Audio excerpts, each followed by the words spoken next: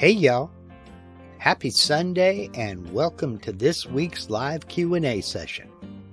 This is the portion of the show where we allow YouTube to send out notifications that we're going live.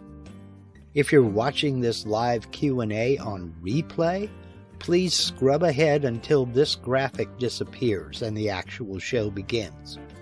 If you're watching live and you have any comments or questions, please go ahead and put them in the live chat. But for now, grab a beverage, sit back, and relax while the countdown timer does its thing. Then we'll get started.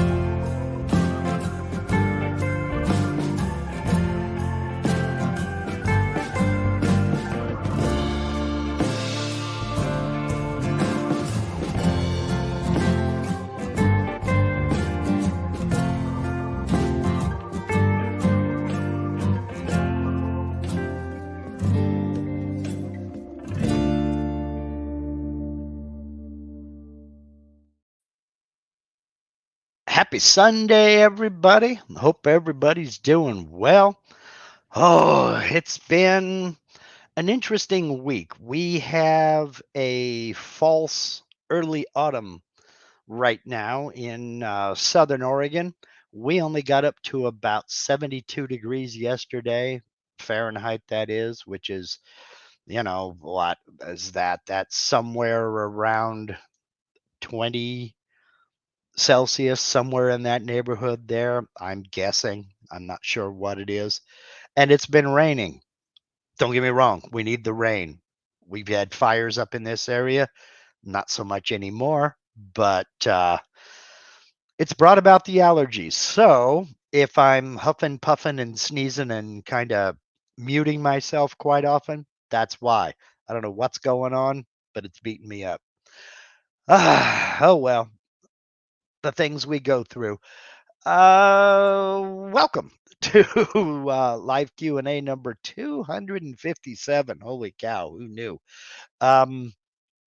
And today we'll get into the part 5 of the version 12 plus for the Absolute Beginner series. Today, talking about importing SVG files and DXF files. Plus any open Vectric or CNC questions you may have. Feel free to put them over in the chat, and I will mark them and get to them just as quickly as I possibly can. But before I do that, I wanted to say hello and thank you to Steve over at Harneal Media, the sponsor of MarkLindsayCNC.com. Um, I preach every weekend about Steve's services, and I'm going to continue to do that, mainly because I I can't say enough about the man. He's everywhere all at the same time. How? I don't know. He just is, and he gets it done. Eh, we're all in this for various reasons. We're all in this to make things. But some of us are in this to make patterns. Some of us are into this to make 3D models. So we have products and services we would like to put out in public. We'd like to offer those products and services to the public at large. And there is no better way to give your brand legitimacy and let people know that you actually care about this and that you're serious about this than to do so from your own website. Now, Harneal Media, again, sponsors MarkLindsayCNC.com, and he has since its inception. And that's always going to be that way. I'll stay there as long as he'll have me, mainly because he's competitively priced. He offers 100% personalized service, and he gives you performance. He doesn't give you excuses. He's not going to try to tell you how to live without something that you really want on your website. Only thing I'm going to say is do yourself a favor. Get over there to harnealmedia.com. There's a link in the description of everything on this channel, and it's that way for a reason. Get over there, click the contact us link, and send him a message. He'll work with you. He'll talk with you. Tell him what you'd like, and you two can work on it together. Very personable guy. Proud to call him a friend, and you can't go wrong. He's the only person I will ever recommend for this sort of thing. So, harnealmedia.com, link down in the description of this live stream and every video on my channel, and it's that way for a reason. Thank you for everything you do, Steve. You're appreciated more than you could ever know. So, let's go ahead and get into it. And what I'm going to do is kind of go back to the video and maybe try to explain something a little bit better than I did in the video. And that was when I got into Affinity Designer over here. In watching the video back, both while I was editing and after I edit, I watched the whole video again to fix mistakes or anything else. And I confused myself with this with this explanation, but I had already gotten so deep into it, I didn't have time to re-record it. Basically, when you're getting into a vector graphics type of software over here, we in the CAD CAM side refer to them as vectors. In this type of a setting, whether you're talking about Inkscape, Affinity Designer, um, um, Adobe Illustrator, whatever, they refer to these as paths, not vectors. The whole thing is vector graphics. But for instance, I'll come back down here to this part of his bandana. When I click on that, we see this blue line around it. Now, in this type of graphics program, they call this a path. We call it a vector. They're synonymous, basically. And you have to remember what a vector is. A vector is a graphic representation of the math the program has to do to get from point A to point B. So if we follow along with this, it's moving in X and Y to follow that path. We refer to them as vectors. So that's point number one. Number two, all of these paths are arranged in layers. Much like we use layers in VCarve or Aspire. And again, they stack up one on top of the other. Now in VCarve or Aspire, these layers are simply vectors. These blue paths here in Designer. So we have no solid fill. In this environment, we have a solid fill. We have a solid fill color, which is up here. And then we also have a stroke, which is the outline. Just put it into layman's terms. There's an outline that follows that path. Now we see up here the stroke width and the stroke color. Now, that is not seen when this is imported into VCarve or Aspire. VCarve and Aspire throw out any color information. They don't care about fill. They don't care about stroke. All they import is this blue path. So when you do get over here into VCarve, the bitmap image that I made by merging all those layers together, and I exported a PNG file, that's what this bitmap is. So all those layers were merged together in the order that they're assembled here in Designer, and that creates the bitmap. But when we get into importing that SVG file, we're getting that entire blue path down here. We're not getting a fill. We're not getting a stroke. And because that SVG file is created the way it's created, we're also not getting that layer stack up. So even though this path sits on top of this path in Designer, we don't see it that way when that SVG file is imported. That took a lot longer to explain than I had intended it to, but hopefully that clears up a little bit of confusion because I've had a few questions about it. So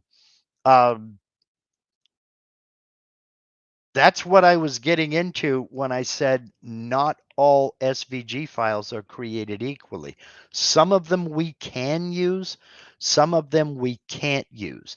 It just depends on what context the SVG was intended for. Now, I said in the video that if the SVG was created for laser or CNC work, excuse me, you should be able to use it for CNC. If it was created for CNC work, yes, you should. If it was created for laser, you might. It depends on the project. For instance, a laser has such a thin kerf on that beam that you might be able to download an SVG file of, let's say, a jigsaw puzzle. And all of the individual pieces may be able to be cut out perfectly on a laser, but they will not help you when it comes to cutting them out on a CNC router. Not without a lot of work. You might have to just completely disassemble and explode those vectors and move all these pieces out to account for the kerf of your bit.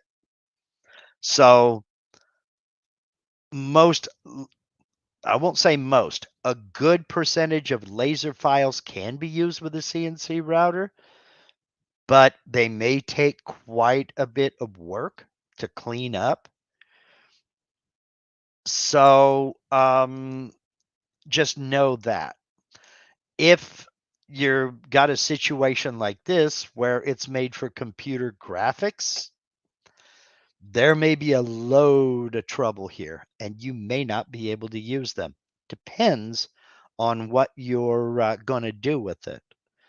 So this was no bueno for me. It didn't help me at all. So just know that. Let's see, going down the list here. Not Stanley says a vector is length with direction.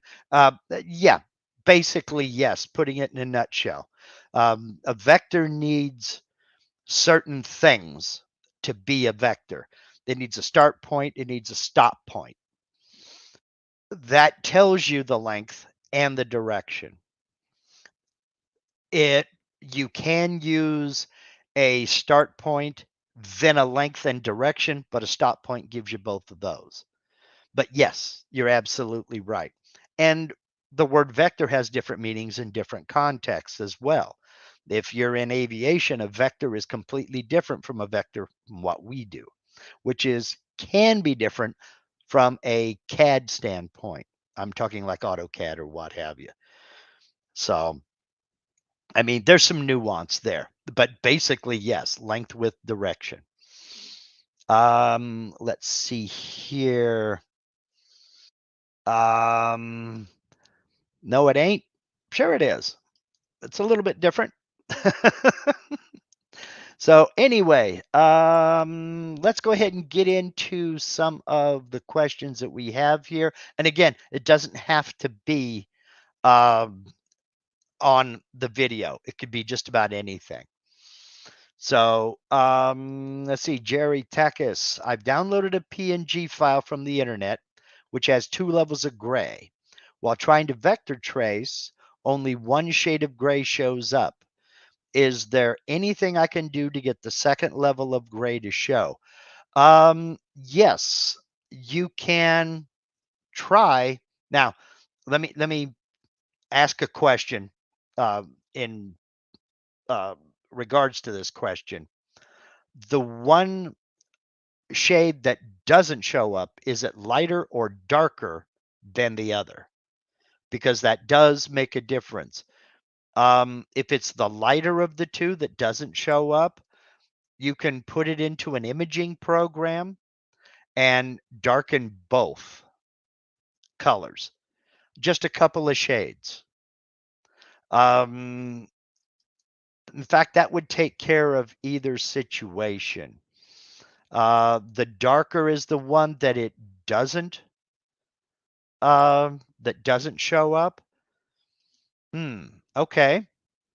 Something else you can try, let me bring this up here, and I'll turn off these and turn on the bitmap. Even though it is two different shades of gray, what you can try is when you go into bitmap trace, set it for color, and you should see a selection of grays down here. If that's not working, when you get into black and white, try adjusting the threshold until you get the colors you're looking for. Personally, I would go for color, and you would be surprised at the number of. There are 256 different shades of gray. Forget about what that book says, that most computer programs use and that we can discern with our eyes. Um, the what I'm getting at is those two shades of gray may be so similar according to the computer, what the computer sees, that it's only seeing one. So I would put it into an imaging program and close this. I would put it into an imaging program and either lighten one up or darken the other up. Maybe darken. Well, if it's the darker one that's not being read, it may be seeing that as a black. So, yeah. So, Michael says, I get many designs from clients that have the color represented as vectors in Aspire. I don't know what design software they use, but it's really time consuming to delete the unneeded vectors. Yeah. Um, uh, and that's especially true. I mean, you're much more experienced at this, Michael, but that's especially true when you're trying to figure out what their intent is for this design. And do I need to delete this, or do I need to delete this other one over here? That can get, I mean, the decision making process can be almost as long as the actual work itself. I've fallen into that trap a couple of times. Well, what can I say? So, yeah, Jerry, I would try doing the bitmap tracing color and seeing how many different shades you get that way. If you get no joy there, you might just what I'm getting at is there needs to be a bigger differentiation between the two colors, or um, because maybe it's reading it as all the same color, so you're only getting one. I don't know. I'd have to see the image, really. So, I mean, I know I'm not a whole heck of a lot of help on that, but you know. Let's see here. Um, let's see. Crafty Jams, Kurt over at Crafty Jams, surfacing the Spoilboard. Okay. Set the X0, Y0 to the very edge of the Spoilboard. Okay. The bit gets set to the middle of the bit is my assumption, so it will cut just over the edge on the x-axis. Okay, let's, because this is one of those, it depends kind of a thing. Okay, let me bring this back in, and I'm gonna turn off the bitmap layer. So I've just got my material here. It depends on how you're doing the surfacing toolpath. If you're creating a rectangle to use a pocket toolpath, for example, let's go ahead and let's draw a rectangle. I've got my 0 set down here, so I want to go X6 and Y. No, I can use the bottom left corner. I'll go with X0, Y0, square corners, and I want to go X plus 1. No, let's just go with X equals, and then Y equals. It's a good thing I didn't put it there. All right. So I've got a rectangle using the pocket toolpath. He says, yes, the pocket toolpath. All right. Now, you set your XY0 right here at that corner. That is the center of the bit when you set the XY0. However, when you select your bit, if your pocket is the same size as your material, it's going to put the edge of that bit along the vector. It's not going to go out across the edge. So if that's what you're looking for, and let's go ahead and create a pocket toolpath, 0.020, nope, 0.020, and I don't use that. I use my big ol' honkin' 2-inch bit, one pass, raster, a raster angle of 90 degrees, no profile pass, and I call that surfacing. I forgot. Ramp the plunge moves. Calculate. That is going to keep that bit within that pocket. So if I go to 2D view and look at a solid view, we see what it's going to remove. And it's, oh, quit it. And it's going to leave these scallops here, and it's going to leave a round corner here.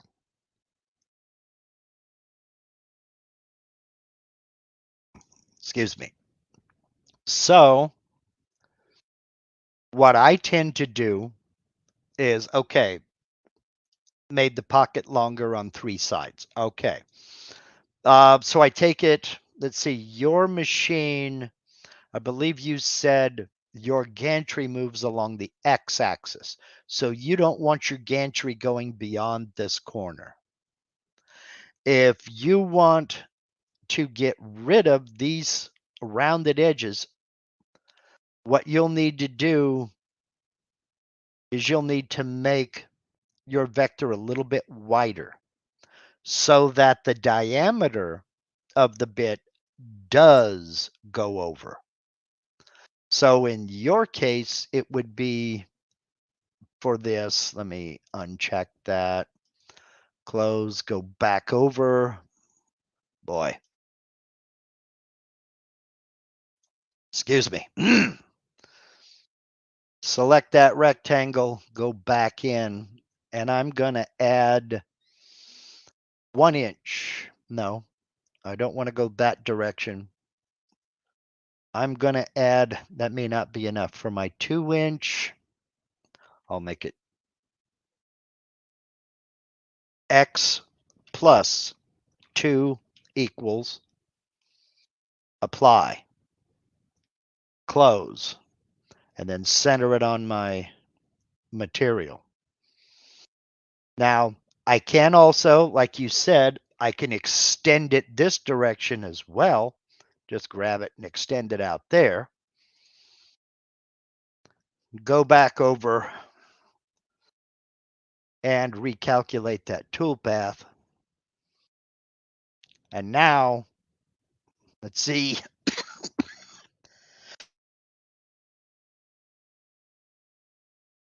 Wow, excuse me. Sorry, y'all. Because you're going to be doing it a different way, you would want your raster angle to be 0. And that brings it about this way. So let's go into the 2D view and look at it solid. Wait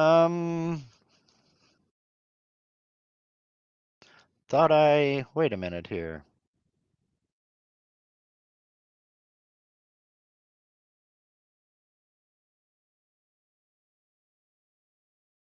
Yeah, we're still getting that right there. So you might want, yeah, you are going to have to extend it off the front a little bit, Kurt. So this will bring the center of that bit right up to the front edge. You might want to extend that off, say about a 1/2 inch. And that will get rid of these scallops right here. Yeah. So reset the preview, go back in, calculate, and now let's preview it. And there we go. That got rid of it. Okay. I know that you don't want to extend off of the front. Okay. Yes, I can extend the front easily. What I can't extend is the bottom of the image. Okay, the bottom down here. All right.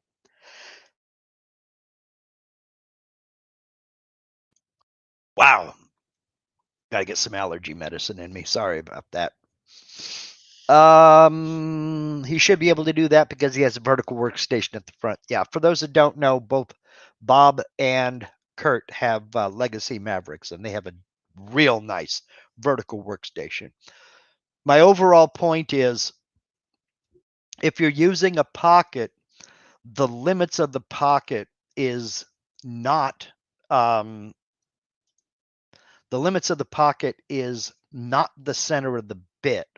It's not going to put the center of the bit on that vector. It's going to cut what's within that vector. It's going to put the edge of the pocket along that vector. Or excuse me, the edge of the bit along that vector. So if you can extend out over whatever sides you can, oh boy, at least enough.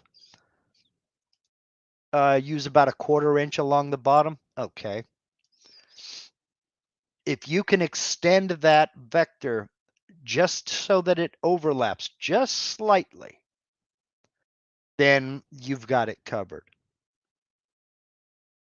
You know, so that's where I go with that one. It's I'm in a similar situation. Let me get rid of this here, and then I'll switch cameras.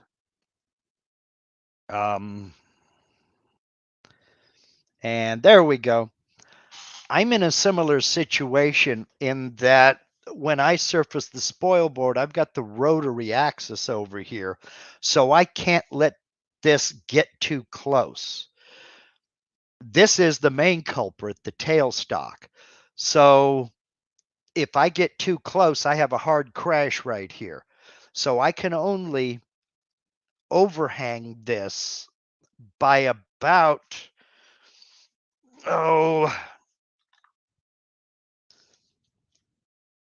that is just about 1 inch exactly from the edge of my MDF. So I can only let that bit get over here by I can let it overhang this MDF by about a 1/4 of an inch. And if I do any more than that, I run the risk of a hard crash into this. And that's just not good for anybody. The only thing that saves me really is I've got the long brush on the dust shoe. And so I'm not getting the spindle down there close to it or the dust shoe, but there is the potential for the crash right there. So, and it's sad to say that might mean a little bit smaller Spoilboard if that's the case. Kimberly Went says, when I hit all axis home, it goes to the end of my Spoilboard. Yeah, same as me. Same as me. Now Bob says, I have manually done a first pass along the outer edge. And you know what? That's completely legit. That is completely legit. There is absolutely nothing wrong with making that first pass. Heck, there's nothing wrong with doing it all manually. It's just boring. Sit there and, you know, because I do use an old Xbox 360 controller to jog mine around. Beats the heck out of standing there next to the keyboard pressing the keys. So let's see here. Kilroy, how do you do? Let's see. My rotary is set in X orientation, and my surfacing, when I wasn't careful enough, took a small chunk out of the black locking pin. Yeah. Okay, so you have an Avid with this type of rotary axis as well. Yeah, that's you know, definitely a possibility. And you were pretty lucky because there's a lot of metal over there. Let's see here. Kimberly says, ooh, maybe use that unsurfaceable edge as a guide fence. The only problem with that is, what if you need that width? That's why I made my spoil board. Every spoil board I've ever made, I've made it slightly smaller than the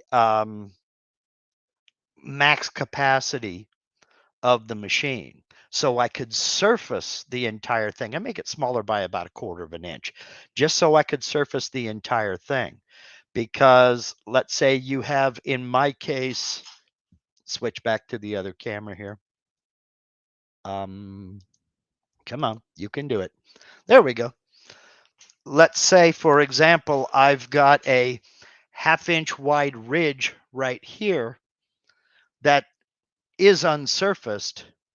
Now, if I need that capacity to fasten down a piece of material, this side sits higher than that side does. It's not flat, it's sticking up. So that's no good. Then I'm kind of stuck. Now, to your point, let me move my camera a little bit here about using it as a reference. I have a series of holes here and a series of holes here. And I have these steel dowels. This is my reference. Put these in, let's say, to here and over here. Then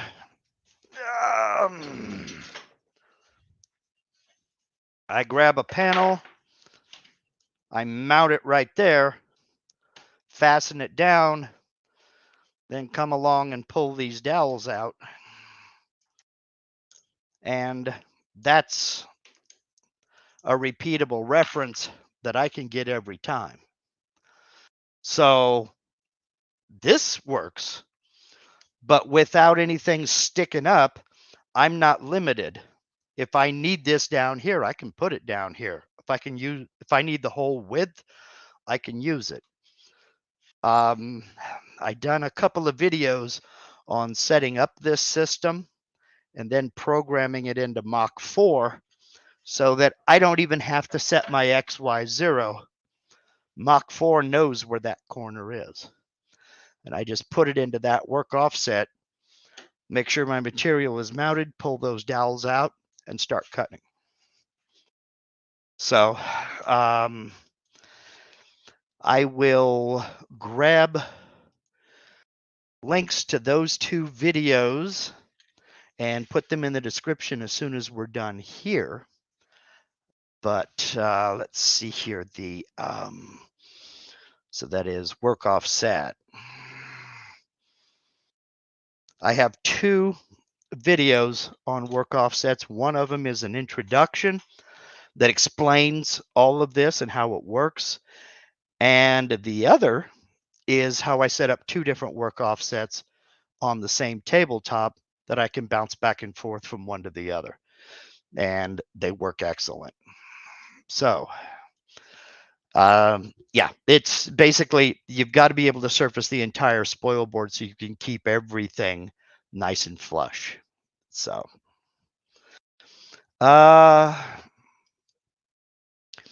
legacy rotary is set down lower than the spoil board. That's a nice plus. Yeah, you don't have that potential interference. That's for sure. Wendell says you can also take a wood rasp and draw file down the raised parts, not by the cutter. Yeah, you could. A rasp would work. If you've got a little bit of time on your hands, a random orbit sander will do it.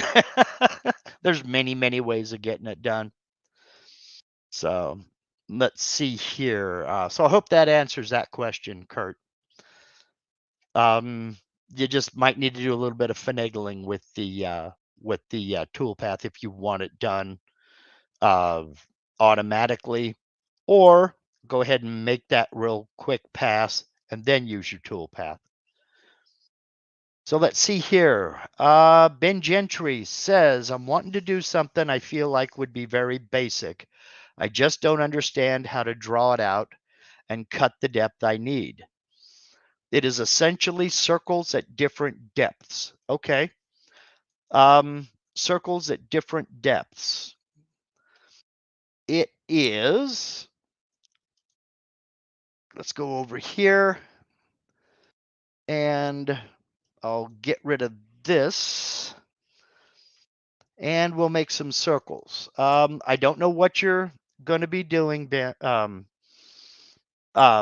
Ben, but it shouldn't matter. Let's say I've got, let's go with 1-inch diameter circles, and I'll put one here, one here, one here, one here, one here, one here. Where there are, doesn't really matter.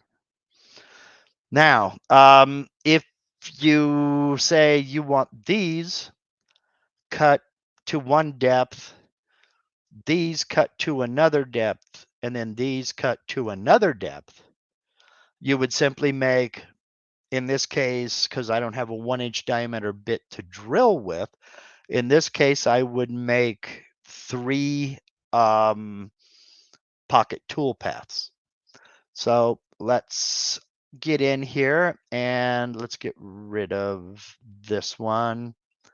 Delete this. All right. I'm going to grab these 2 here and we'll do a pocket tool path. And I'm not going to use my 2-inch bit. I'll use a 1/4-inch end mill for all of these. Okay, and this one is going to be cut 1/8 of an inch deep, or about 3 millimeters deep. So we're good on that score. I've got these 2 selected. These are the only ones that are going to be done with this tool path.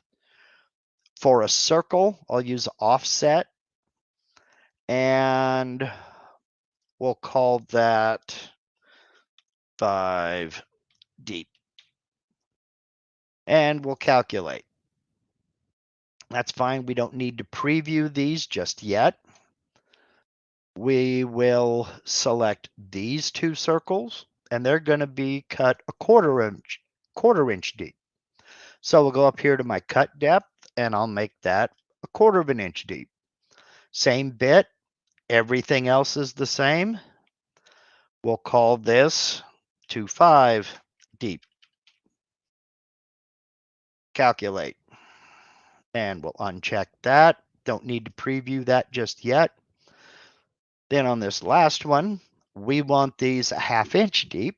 You guessed it. Make another tool path. And this one will be 1/2 inch deep. Same bit, same everything. And we'll say 1/2 inch deep. The other two, I can kind of imagine a decimal in front of that, but I don't want to do that with the 1/2 inch. So we have 3 separate tool paths. And when we go ahead and preview all these, we'll preview the visible tool paths.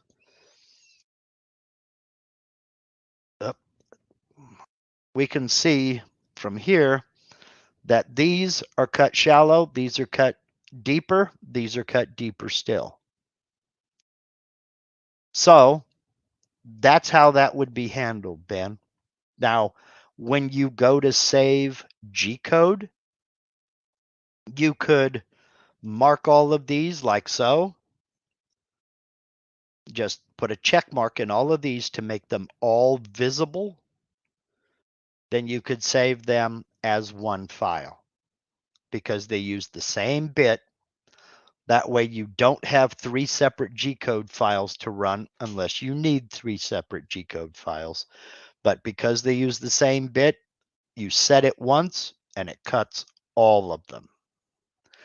Now, if, as Sargon is getting into, if they are concentric circles, it's similar but a little bit different.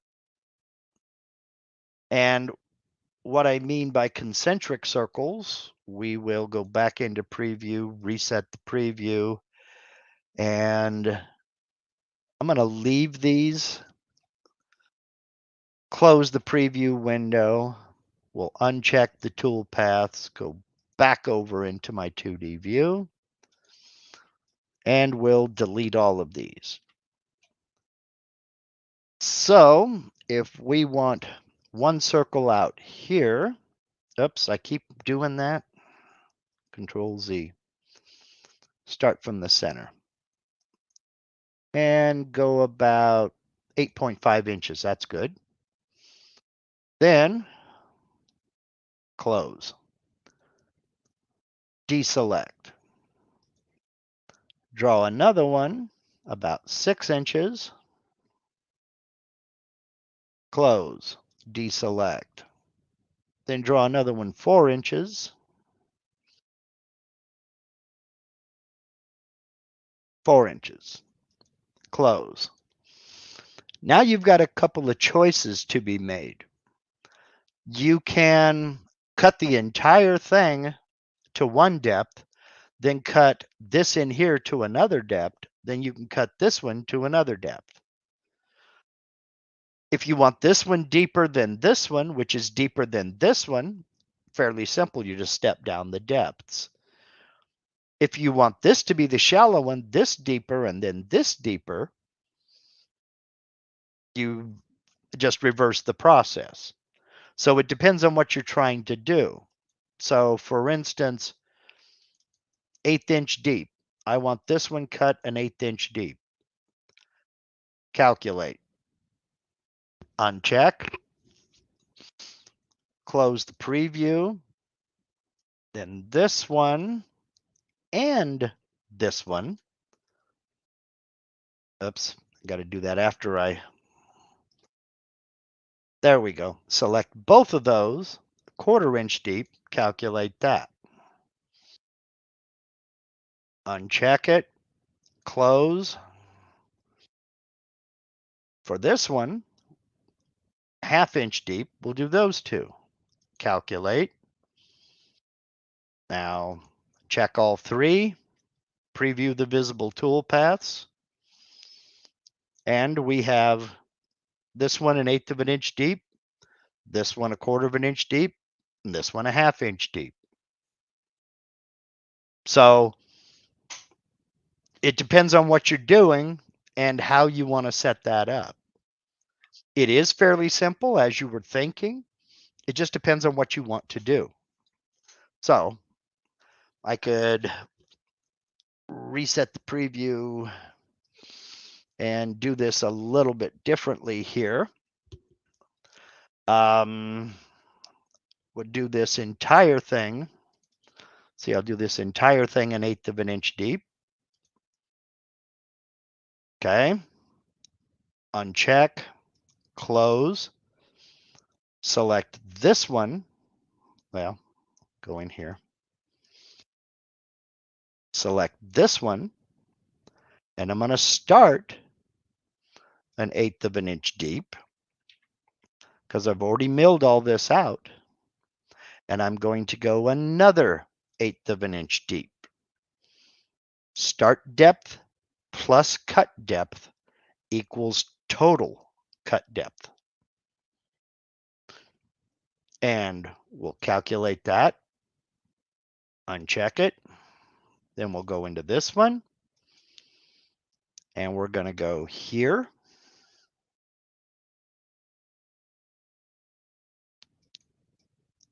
Start depth, because we've already milled this out, 0.25. Cut depth, 0.25. Start depth plus cut depth equals total cut depth, 1/2 inch. Calculate. And now if we turn them all on, we can see how they step down. If we look down the, this would be looking down the Y, the X going across. So let's go back to the top. Now let's go ahead and take a look at it in that direction there. And we'll preview the visible. And there we have them step down. This was all cut down to 1/8 of an inch deep, 1/4 of an inch deep, 1/2 inch deep. Excellent point. Remember the order of operations, as you can't add wood. Exactly. Bondo filler, that works in certain circles. It depends. If you're painting something, Bondo works excellent. If it's going to be finished with a clear coat, now you got some explaining to do. So yeah, it's 100% up to you and how you want to do it, Ben. But suffice it to say, a pocket toolpath and select the area that you want cut to a specific depth. Calculate that toolpath. Go to the next area that you want to another depth. Calculate that toolpath. Then go to the next area. Select those vectors. Set that depth. Calculate that toolpath. If they all use the same bit, and they don't have to, if they all use the same bit, you can save it as one toolpath, and you don't have to worry about tool changes and what have you. So that's how I would do it anyway. So, okay, did that answer your question, Ben? I never saw any comments. I don't know if Ben is still here.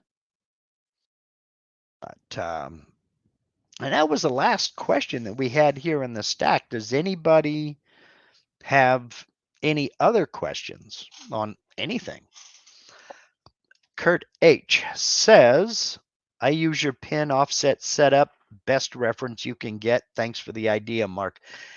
It was not my idea at all. You're welcome, Kurt. This was not my idea at all. I'm trying to remember who I got it from, and it wasn't his idea either. I've had so many teachers over the years. I want to say this was, I want to say this was Bill Griggs, but I could be wrong. That's what I'm here for, Miss Teresa. Ask away. Anything you'd like. I know he got me into looking at work offsets and how to set them up. This was in Mach 3.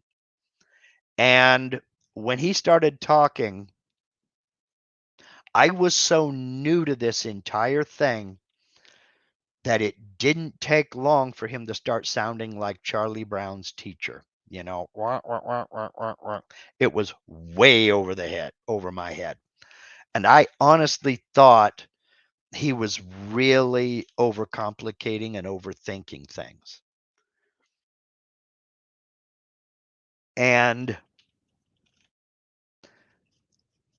I realize now that by not using the work offsets, I was the one that was overcomplicating things. Because it is so easy. It's not even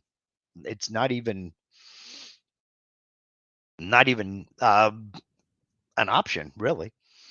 Okay, there's Teresa says, if I download an image from the internet and can get it cleaned up, and I want 7 rows and 5 columns of the same thing, how do I do that? Okay.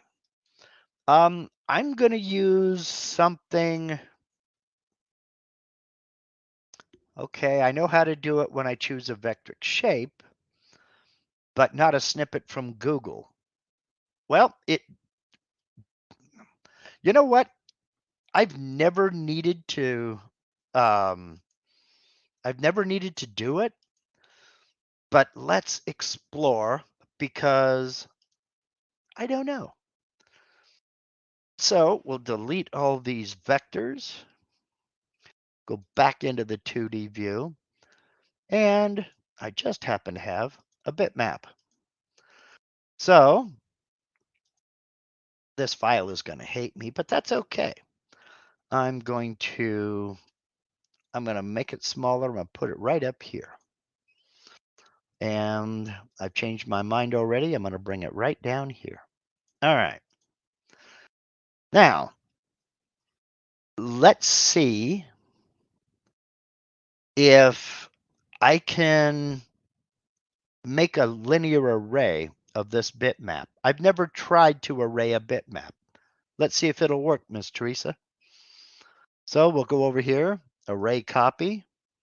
It has selected the file. I want,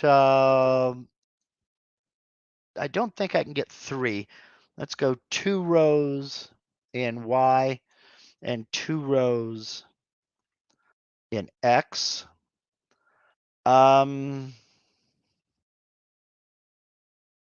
Let's offset them in X and Y by 1 inch. And 1.0. And let's see if that gives us enough space in between them. And let's try it. Well, I got my offset wrong. Control Z. Let's do a gap instead of an offset. And let's copy. There we go. We both learned something. I have never thought of, do I need to make a linear array of bitmaps? But it does work. So yeah, I guess if you can select it, you can do an array of it. Which, now that I think about it, makes absolute sense because Michael Mazalik, who is my 3D guru, Michael Mazalik has shown how to take a single twist of a rope and then do a circular array with that single twist to make a rope border. I don't know why I didn't think about that, because after all, if you get over here into the clip art, all of this clip art is a bitmap.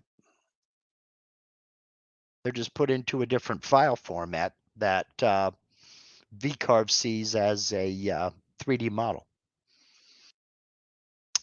Yeah. Okay. So yeah, you certainly can. Same way you would do it with, same way as you would do it with a. There we go. Same way you would do it as if you used a vector from up here. So good question. Thank you. Keep things like that coming. All right. Sam Spade wants to know why steel dowels instead of cheap breakable wooden dowels. Because of consistency. consistency in the diameter of the dowel. Let me go back over here. First of all, we'll get rid of you. Then we'll come over here and change to you. All right. Let me grab a dowel, and of course it's 3.5 feet long, but it's the only one I have handy.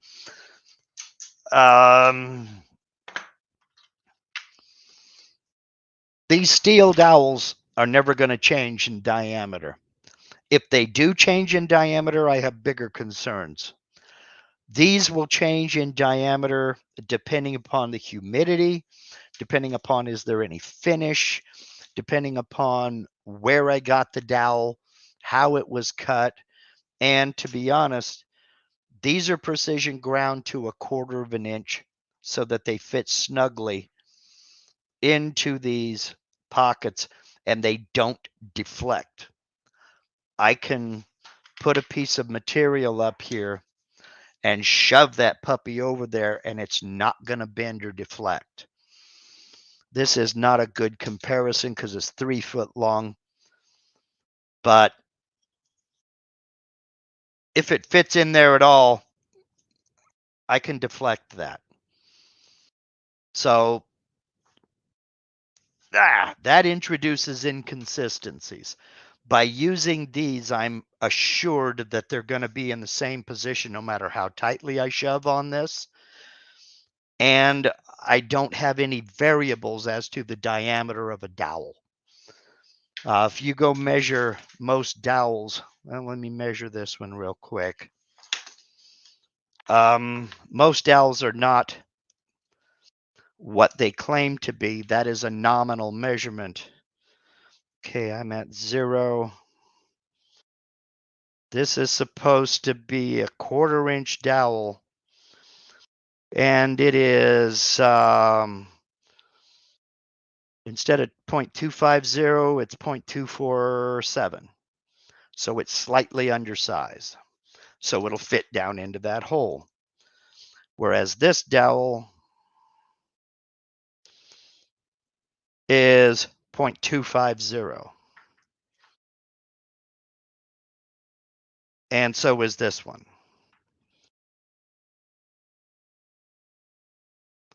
And so is this one. So it's all down to consistency. Once I've mounted my material to the table using whatever method, I no longer need these. These are just here to locate. So they're not, their job is not to hold the piece in place. They're there just to locate the piece. So, and they weren't expensive. They came 10 to a package and I want to say they were $9. So, you know. Okay, Teresa says someone wants a big flag made, but instead of stars, they want a military symbol. Oh, okay. Yeah. Yeah, that's fine. Available from Amazon, Sam. I will find the Amazon link and I will post it as soon as we're done live here. Let's see. Steel dowels. Wrote myself a note.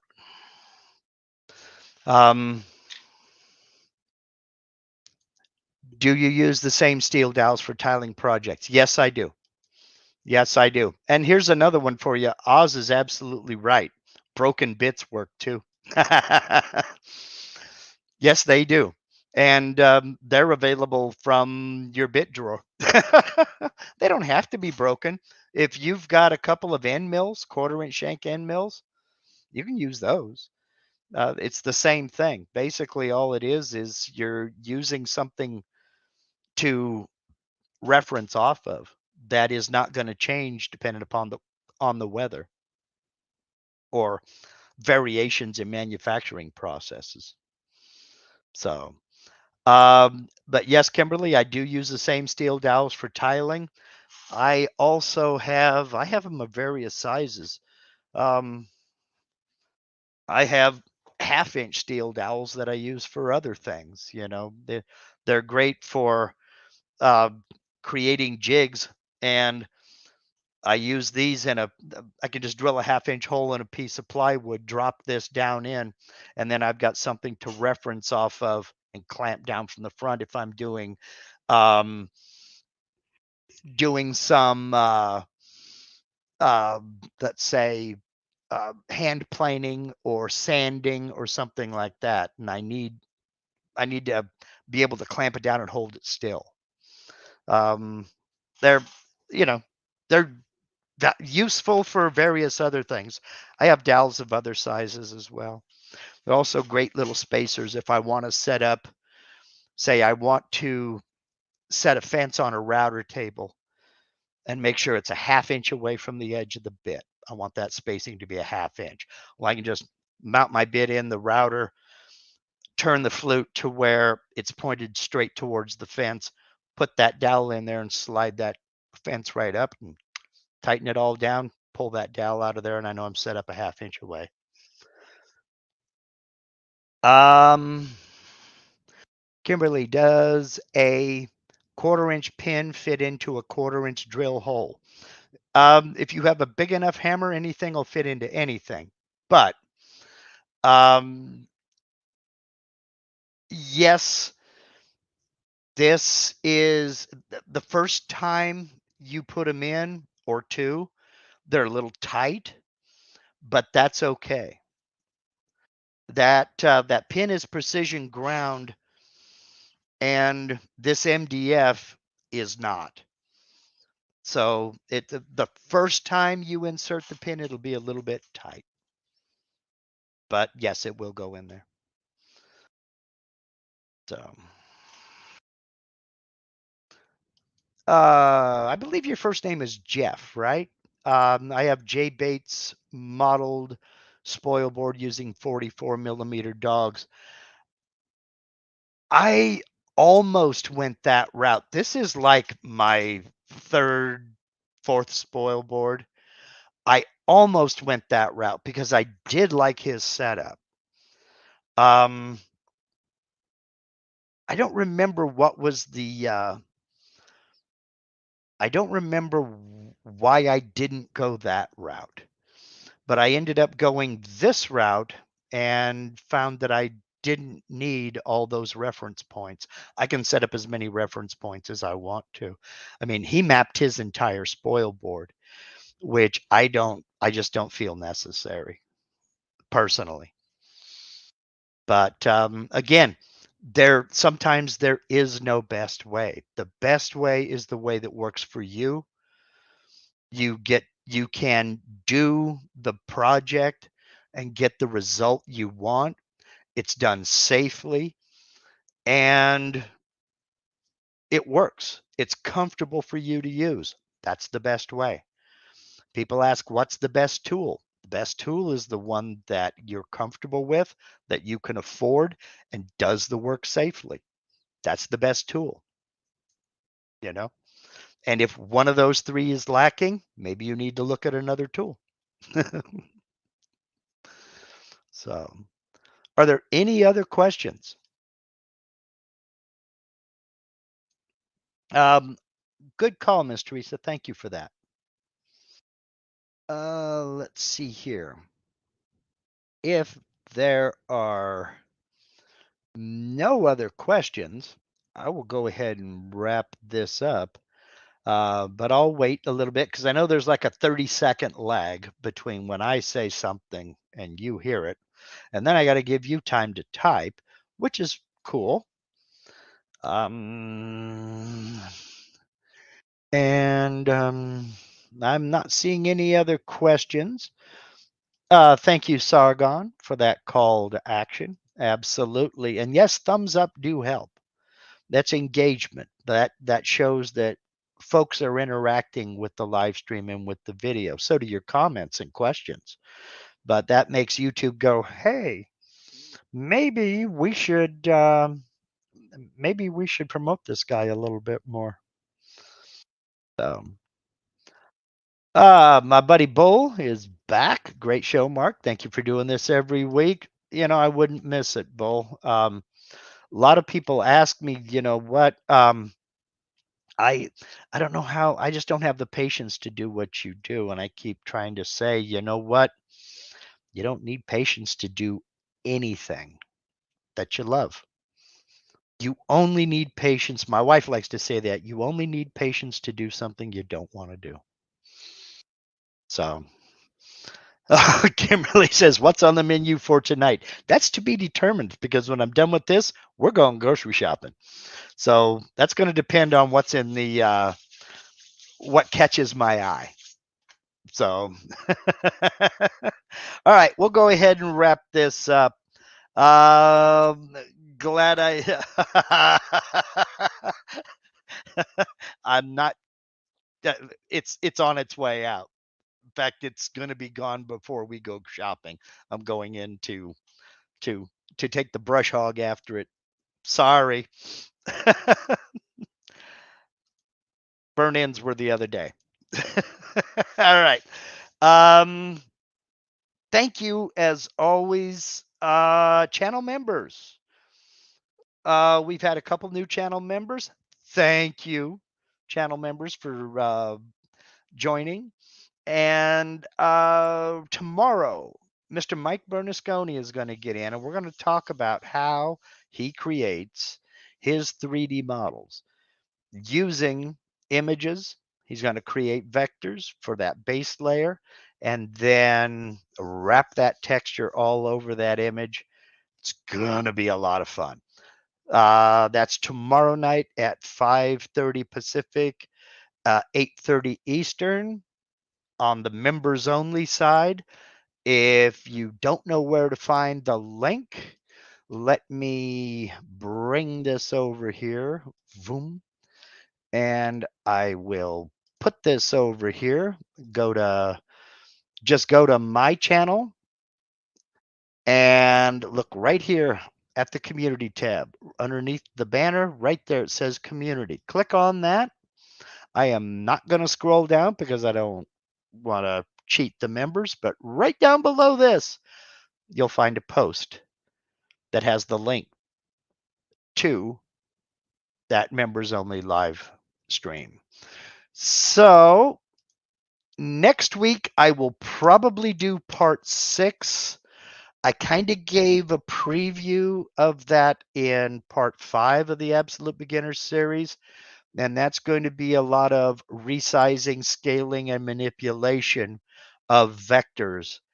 And there was a little bit of a preview in this one, but I'm going to go a lot further in depth.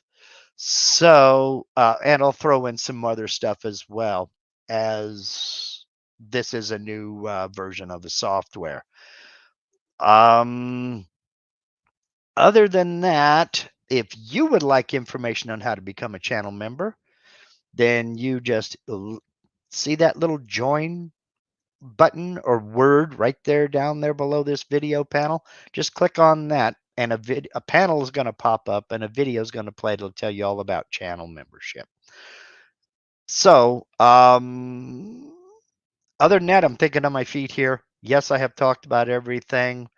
So it looks like we're through for today. So go do something cool. I mean, if you can't get out in the shop, sit down and get into that software and start playing with it. Enjoy.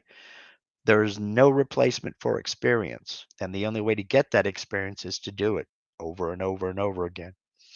So I'll see you all next week.